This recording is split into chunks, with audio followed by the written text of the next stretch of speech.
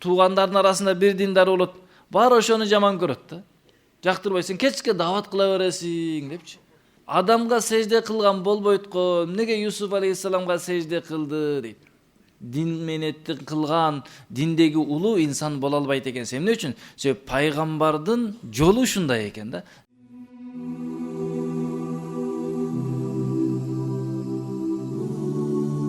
أعوذ بالله من الشيطان الرجيم فلما دخلوا على يوسف آوى إليه أبويه وقال ادخلوا مصر إن شاء الله آمنين ورفع أبويه على العرش وخروا له سجدا. Алар киришкенде Юсуф алейхиссаламга киргизди ата энесин жана айтты киргиле Мисирге иншааллах аманчылыкта. Көтөрдү ата энесини такка сежде кылышты Юсуф алейхиссаламга. Юсуф алейхиссалату вассалам бир туугандарыга айткан эле. Ата энемди жана бардык туугандары менен алып келгиле деп чакырган эле. Юсуф алейхиссалату вассалам чакырганда балдары барып, азиз болуп калган көзүгө көйнөгүнү койгондо көзү көрүп калып, туугандары менен чогулуп Мисир шаарына келе жатышты. Аны күтүп алуу үчүн Юсуф алейхиссалату вассалам шаардан чыгып бир жерге сыйлуу бир үй тиктирип ата энесини күтүп алды туугандары менен. Ошол жерде күтүп алганда Юсуф алейхиссалату вассалам ата энеси менен жолугуп өзгөчө сыйлаган, жасалган үйгө киргизди. Жана ата энесине айтты, киргиле Мисир шаарына, иншаалла аманчылыкта болосуңар деп. Буга чейин эмне болду? Юсуф алейхиссалату вассаламга кыйынчылык жеткизген бир туугандарына Аллах кыйынчылык жеткизди. Ошондуктан эреже кайсыл инсан дин мээнетин кылган инсандарга кыйынчылык жеткизсе, Алла ошол инсандын жашоосуна кыйынчылык жеткизет.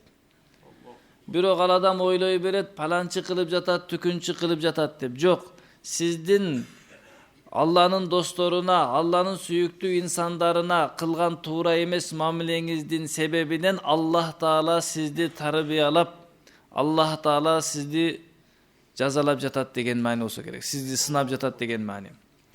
Качан сен ошол сынооңду токтотсоң, кыйынчылыгыңды токтотсоң, жаман оюңду токтотсоң, Аллах жакшылыгын жөнөтөт. Юсуф алейхиссалату вассаламдын бир туугандары жамандык кылып, эми риваятта келет көп жылдар, 13 жыл, 18 жыл, 40 жыл деген сөздөр айтылат. Эми ондогон жылдар бою Юсуф алейхиссалату вассаламга жамандык кылып, жаман ой кылып жүрүштү. Качан алар биз ката кылдык, кечириңиз деп атасынан кечирим сурады, Алладан кечирим сурап бериңиз деди. Юсуф алейхиссалам алда катасын моюндаганда Аллах Таала булардын жашоосуна жеңилдик берип баштады. Алар чөлдө жашайт эле, шаарга көчүп келе баштады. Ушунчалык кыйынчылык келди, жегенге тамагы калбай суранып калды да. Тамак издеп Юсуф алейхиссалам алдына барды. Эгерде дин мээнетин кылган инсандарга, улуу инсандарга кыйынчылык жеткизсең, Алла сени ушундай кылып коет, же барып алдынан кечирим сурап кутуласың, же Алла сактасын, Абу Лахаб же Абу Жахилге окшоп кыйрап кутуласың экен да. Ошондуктан эмне кылды? Качан алар моюндарына алып, биз ката кылдык, биз билбедик дегенде, Юсуф алейхиссалам эч нерсе деген жок. Ла тасриба алейкум ил-яума. Бүгүн силерге эч кандай жеме жок деп айтты. Атасы да айтты, Аллахтан кечирим сурап берем деди. Болду. Ошондуктан адам ойлойт экен да, мен катамды моюндасам болбойт деп шайтандын тилине кирип алат экен дагы, катасын моюндай албай кыйналат экен да. Жол ушул экен, катаңды моюндап Алладан кечирим сура, кимдерди капа кылсаң ошолордон кечирим сура, иш бүтүп калат экен да. Бирок ошого шайтан алып барбастан, кечирим суратып сага жеңилдик бербестен, тескерисинче сени алдап отура берет экен, алданып отура берет экенсиң да. Ошондо не деди? Мисир шаарына киргиле деди. Мисир шаарына киргиле, Аллах кааласа аманчылыкта болосуңар. Эмнеге десе, Себеп ошол доордо Мисирдин айланасындагы элдердин баары Мисир шаарынын падышаларынан коркот экен да. Мисир шаарынын падышаларынан коркот экен. Залым падышалар болгон экен. Ошого айтты, силер амансыңар. Эмнеге десе коркунучтан. Эч ким силерге кыйынчылык туудурбайт эми. Ачкачылыктан мурдагыдай аш калып кыйналбайсыңар. Эч бир силерге кыйынчылык болбойт. Айылдан, чөлдөн шаарга келип жашап калдыңар деди. Эми караңыздар, диндар адамдын артынан ээрчисеңиз, мына ушундай жакшылыктар келет да. Ачарчылыктан сак болосуз, коркунучтан сак болосуз, айылдагы жокчулукта, чөлдө кыйналбай, балки дин менен жакшы шаарларда жашап калат экенсиз да. Ошондуктан ар бир эле семьяда бирден диндары болот. Же болбосо бир туугандардын арасында бир диндары болот. Баары ошону жаман көрөт да. Жактырбайсың, кечке дават кыла бересиң депчи. Бир семьяда бир даватчы бала бар экен да. Анын атыны адамдар өзгөртүп коюп алыптыр. Тиги адалыңар дейт экен. Анын атын адал деп коюп коюптур.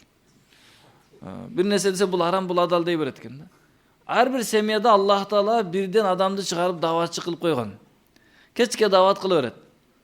Бирок ошол семьядагылар барго ушуну айтканын угуп жашасаларга бардык коркунучтардан тынч жашайттар да. Бирок тилекке каршы пайгамбардын мээнети болгондуктан, бул даватчы болгондуктан Юсуф алейхиссаламга окшош кичине сыноодо жүрүш керек. Туугандары кичинага сыноо болуш керек. Анан бир күн туугандар түшүнгөндөн кийин айтат, биз сени мурда эле түшүнбөй жүрүппүз. Мурда эле түшүнгөндө жакшы болмок экен. Мына эми сага рахмат айтабыз деп рахматын айтат. Ошондуктан эгер бизде дагы ошондой туугандарыбыз боло турган болсо, дават кылып бизди кыйнаган, аны шарт эле ээрчий берелик. Себеп ошону ээрчигенде бүткүл тынчтык, жеңилчиликтер болот экен. Анан ата-энесини падышалык тактысына чыгарды. Ата-энесини падышалык тактысына чыгарды. Караң, ата-энеси жана бир туугандары сежде кылды Юсуф алейхиссаламга деп турат. Эми бул жерден бир суроо туулуп калып жатат да. Юсуф алейхиссалату вассаламдын апасы кайтыш болгон эле го. Анан кантип бул жакта апасы деп жатат десе, апасы кайтыш болгондон кийин тайэжесине үйлөнгөн эле. Тайэже апа кайтыш болгондон кийин апанын ордунда деген өкүм бар. Ошентип апасынын ордунда болуп калды. Андан кийинки дагы бир суроо чыгып калат. Адамга сежде кылган болбойт го, эмнеге Юсуф алейхиссаламга сежде кылды дейт. Эсе Юсуф алейхиссалату вассаламга сежде кылуу деген бул Юсуф алейхиссаламга сыйынуу деген маани эмес. Алланын буйругуну аткарды, ошол Юсуф алейхиссаламга карап сежде кылып дейт. Мисалы, Адам алейхиссалату вассаламга периштелер сежде кылды, бирок периштелер Адам алейхиссаламга сыйынган жок. Алланын буйругун аткарып, Адам алейхиссаламга карап сежде кылды. Биз дали Каабатуллого карап сежде кылабыз, бирок Каабага сыйынып жаткан жокпуз. Аллага сыйынабыз, Аллага кулчулук кылабыз, бирок Каабатуллону карайбыз. Бир жакты караш керек да барыбырчы. Ошондуктан уламалар айтат, бул Юсуф алейхиссаламга кыбла катары колдонуп сежде кылышты, Алланын буйругун аткарып дейт. Эмнеге десе, пайгамбарлардын түшү дагы вахий. Алланын буйругу. Ибрахим алейхиссалату вассаламга түш келди. Аллах түш көрсөттү. Түшүндө уулун мууздап жаткан экен. Баласыны мууздаганга даяр болду. Жана аракет да кылды. Ошондой эле Юсуф алейхиссалам да пайгамбар болуп атпайбы? Анын түшү дагы чын болот. Аны дагы аткарыш керек болот. Юсуф алейхиссаламдын түшүнү аткарыш бир туугандары жана ата-энесине не болуп калды? Аллах тараптан келген буйрук болду дагы. Ошондуктан бул Алланын буйругу деп сежде кылды. Дагы кээ бир уламалар экинчи бир маанини да кош айтат. Бул маани дагы бар. Экинчи мааниси Юсуф алейхиссалату вассаламдын ошончо жыл жок болуп, ошончо жыл издеп кайгырып, көзү көрбөй калганга чейин ыйлады эле, эсен аман ушундай улуу даражада табылгандыгынан Аллага сежде кылды, шүкүр катары дейт. Шүкүр кылып сежде кылды деген маани дейт. Ошондой Юсуф алейхиссалату вассалам не кылды? Ушул акыбалды көргөндөн кийин айтты: "Ва кала я абати хада та'вилу ру'яя мин qabl." О атаке, мына ушул менин түшүмдүн жоругу ушул эле. Бая түш көргөн эле го, 11 жылдыз, ай, күн мага сежде кылды деди эле. Атасы эч кимге айтпагын муну деген эле да. Ошол түшүм мына ке деди. 11 жылдыз бир туугандары, Ал эми атасы жана апасы ай күн деди да. Эми уламалар ушул жерден айтат, карагыла дейт. Юсуф алейхиссалату вассалам бир туугандары туурасында не деген ойдо? Жылдыз, менин бир туугандарым жылдыз деп жатат. Өтө улуу деп атат да. Адам бир жакшы кыялды, жакшы тилегини жылдыз деп айтат. Мисалы кээ бир хадистердин мазмунунда бар го, сахабаларды жылдызга теңеген, аалымдарды жылдызга теңеген хадистер бар да. Бир туугандарым жылдыз деди. А бирок Юсуф алейхиссалату вассаламдын бир туугандары Юсуф алейхиссаламды жок кылабыз деп жүрөт. Демек, даават кылган адам сизге жамандык кылган инсанга дагы жакшы ой кылыш керек экен. Бул жакшы адам депчи. Бул жылдыздай адам депчи. Бул нурдуу адам. Бул мындай жакшы адам деп ой кылыш керек экен. Эгерде сиздин оюңузда сизге жамандык кылган адамдарга жакшылык болбосо, анда сиз дааватчы, дин менеттин кылган, диндеги улуу инсан боло албайт экенсиз. Эмне үчүн? Себеби пайгамбардын жолу ушундай экен да. Жамандык кылганга жакшы ой кылат экенбиз. Ал эми бир туугандары качан тобо кылгандан кийин жылдыз болду. Мурда жылдыз эмес эле, бир туугандары баягы Юсуф алейхиссаламды өлтүрөбүз деп кудукка салып, кул кылып сатып жибергөндө жылдыз эмес эле. Мына качан каталарын моюндап Юсуф алейхиссаламга атасын алып келгенде эми жылдыз болду да. Ошол үчүн бир күнөөкөр инсанды жаман иш кылып жатса дагы бул жылдыз иншалла келечекте намаз окуп дин менен жашап адилеттүү болуп калса деп жакшы ой кылат экенбиз да. Бир туугандарын не кылды? Жылдыз деп айтты.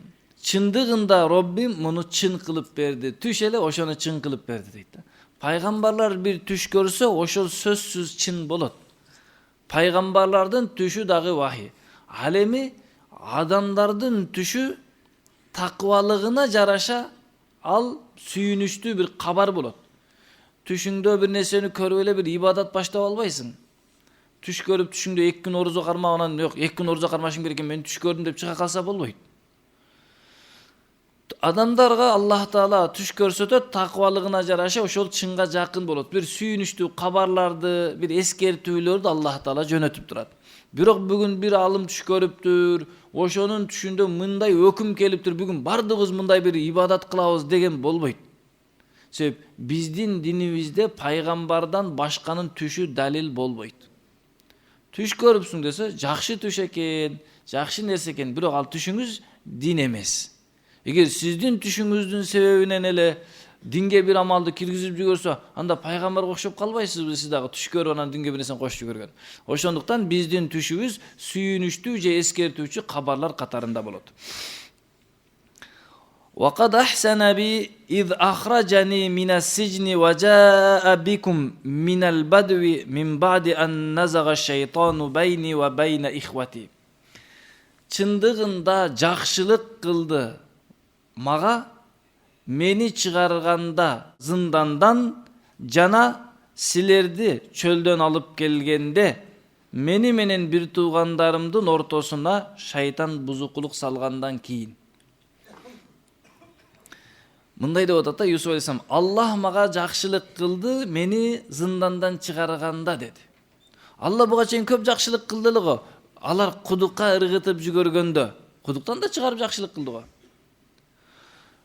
Кул кылып сатырып жүгөргөндө, падышанын үйүнө апарып да жакшылык кылды го. Кулдуктан эркиндикке дагы чыгарды го, жакшылык кылды го. Неге аны айтпады десе, аны айтса бир туугандары кичине капа болот. Бир туугандарыга мындай сөз тийип кетет. Жок, кандай десем, бир туугандары өткөн иштерин кичине эстеп кетет эле да. Мени кудуктан куткарган Алла десең, силер салгансыңар дегендей маани чыгып калат эле да. Мени кулдуктан куткарган Алла десе, силер саткансыңар деген маани чыгып калат экен да. Ошол үчүн дин мээнетин кылган инсандар ушундай сөз сүйлөгөндө ал сөздү кылмышкердин кылмышын эсиге салбаш керек экен да. Пайгамбар алейхиссалам Абу Умар радиаллаху анху мусулман болгондон кийин айткан жок да, баягы күнү сен кылычыңды курчутуп келгенсиң мага деген эмес да. Өткөн иш айтылбайт да. Өзүңдү билип алчы, 10 жыл мурда эле сен жүргөнсүң го бөтөлкө менен дебейт экенбиз да. Эски кылган иштерини Аллах кечиргенден кийин биз эскиртпейт экенбиз да. Көрүңүздөрбү? Бир туугандарым өткөндөгү кылган туура эмес, өтмүшү эсине келип кетпесин деп ошол сөздөрдү айтпай койду да. Не деди? Зындандан чыккандан баштап койду да. Мени зындандан чыгарган Алла мага жакшылык кыл дейт. Экинчиси, бир жакшылыктын артынан кыйынчылык келсе, ал да жакшылык, бирок толук жакшылык эмес. Эмне үчүн? Артында кыйынчылык болуп атат. Кудуктанго чыкты, бирок артынан кайра кул болуп калбадыбы? Кулдуктанго чыкты, эркин болуп падышанын үйүнө барып калды, бирок падышанын үйүнөн кайра зынданга түшүп калбадыбы? Ошондуктан бир кыйынчылыктын артынан жеңилчилик келсе, ал жеңилчиликтен кийин дагы бир кыйынчылык келе турган болсо, ортодогу жеңилчилик бир толук жеңилчилик болбой калат экен да. Ал эми зындандан, түрмөдөн чыккандан кийин кыйынчылык келген жок. Ошондуктан эле эң чоң толук жакшылык ошол болуп саналат экен да. Эмне үчүн?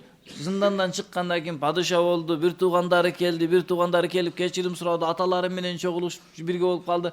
Ошол үчүн айтты, чындыгында жакшылык кылды мага Алла, мени зындандан чыгарып, жана силерди чөлдөн алып келип, шайтан мени менен бир туугандарымдын ортосуна бузукулук салгандан кийин деди. Ошол үчүн мээнет башталганда адамга кыйынчылыктар келет, бирок бир күн келет, ал кыйынчылыктар кетет. Мисалы карасаңыздар, бир убакта даватта кыйналат эле адамдар, суук эле, мечиттер жок эле, баардыгы урат эле, мас болуп алгандар, даватчыларды уруп ойнойт эле, ушундай күндөр болгон. Угуп отурсаңыз, мурдагы даватка чыккандар таң каласың, ушундай күндөрдү көргөн экен депчи. Бирок ал күндөр жок. Эмне үчүн? Аллах Таала жакшылык кылды, кыйынчылык кетирди башынан. Бир убакта бир туугандар эмне кылып жүргөн эле, жанагы биз айткандай, экинчи бир тууганы даватка чыкса, аны жемелеп, мечитке барса аны жемелеп, сакал койсо атаңдан мурда сакал коюп алың деп аны жемелеп жүргөн эле. Аны капа кылып үйдөн чыгарып таштап, бөлүп таштап, жыйынтыгында не болот? Акырында не кылды? Бул дагы чоң жакшылык экен, туугандарыны чогултуп келип бергендиги. Качанга чейин дин менетин таштабай кыла берсеңиз, Аллах туугандарыңызды чогултуп алып келип берет. Бирок жок, булар каршы чыгып атат деп ээрчип кете турган болсоңуз, бардыгыңыздар калып кетесиздер да. Ошол үчүн дин менетине акыйкаттуу туура амалды кылып жатасызбы? Сиз кыла бериңиз, Аллах бир күн аларды Юсуф алейхисаламдын бир туугандай алып келет иншалла. Анан дагы бир сөз айтты да, мени менен бир туугандарымдын ортосуна шайтан бузукулук салды. Бу туугандарым биякта эч нерсе кылган жок дегендей кылып койду. Көрдүңүздөр? Болбосо туугандары кылган, апарып туруп, не кыла, бирөөсү өлтүрөбүз десе, бирөөсү кудукка салабыз деп, ошончо жамандык кылса дагы сен кылдың деген жок. Не деди? Алла муну шайтан кылды деп койду. Ал эми бирок жакшылыкка келгенде Аллах деп айтып атат. Караң, Аллах мага жакшылык кылды, зындандан чыгарып, силерди Аллах Таала алып келди. Айтса болот эле да. Мен зындандан чыктым мынакей, силерди айылдан алып келдим, эстеп жүргүлө десе болот эле. Дават кылган адам, бирөөгө жакшылык кылган адам, пайгамбардын жолдогу адамдар не кылат экен? Кылган жакшылыгын айтпайт экен да. Бир туугандарым болсо айылдан алып келди. Эмне деп атат? Алла алып келди деп айтып атат да. Бирөөгө жакшылык кылып койсок, биз сүйүнөлүк. Ушундай жакшылык кылганга Алла мени себеп кылды. Буну Алла кылды, бирок мени себеп кылды деңиз. Мен ушундай кылдым, эстеп жүргүн. Муну мен кылып атам, муну мен кылдым деп анан этегине ушу күнөөкөр пенде кылды, мен кылдым деп койбойлу да. Жакшылыкты өзүбүзгө кылбайлык. Не кылды? Зындандан чыгарган дагы Алла, сиздерди алып келген дагы Алла. Ал эми бир туугандарыбыз менен менин ортомо шайтан кичине бузукулук салды бир убактарда деп койду. Яни ошол нерсе туугандарга не кылды? Бир туугандары эми не кылып атат? Атасы сурап калса, маселени чечип алалы, эми беттештик десе болот эле да. Айтты, шайтан кичине бузукулук кылды, биз туугандарыбыз кан жок бул жакта дегендей кылып койду да. Инна Rabbi latifun lima yasha. Албетте менин Роббим өтө чебер каалаган нерсесине. Мындай карап көрсөк, акылга салып көрсө, Юсуф алейхисаламдын бир туугандары келип, атасы менен чогулуп бир жерде шаарда ынтымак жашап калуу адамдардын акылына келбей турган нерсе экен да. Элестетип көр, туугандар ошентип жамандап жүрсө, ошентип өлтүрөбүз деп жүрсө, анан не болот? Бир убак келди, бардыгы чогулуп шаарда ынтымак жашап калды. Акылга тыйбайт экен. Аллах каалады ушундай кылышты, адамдын акылына сыйбаса дали Аллах кылып кое турган чебер зат деген мааниде да. Албетте Аллах Таала билимдүү жана даанышман зат. Эмнеге ушундай айтып атат? Эми ушунча кыйнабай Аллах Таала Юсуф алейхисалам бир туугандарын ыйман келтирип, замат эле ээрчитип койсо болбойбу? Жок. Ар бир кылган ишинде Аллах өтө бир хикмат даанышмандыктарды жашырып койгон. Демек биздин башыбызга келген бир кыйынчылык болсун, бир жеңилчилик болсун, аны биз билбеген көптөгөн сырлары бар. Ошол сырлар үчүн Аллах Таала эмне кылган? Ушул ишти бизге жазып койгон. Ошондуктан урматтуу бир туугандарыбыз, Аллах Таала баарыбыз мына ушул Юсуф алейхиссаламдын дааватындай дааватканга баарыбызга мүмкүнчүлүк берсин. Ушундай даават кылалык, адамдардын жамандыгына жакшылык менен жооп берели. Ар бир нерсени Аллах кылды деп жакшылыктарды, бир адамдын кылган кемчилдигини, каталарını унутуп коелу, балки аны не кылат, шайтан кылды деп айтып коелу иншалла. Субханакаллахумма ва бихамдика.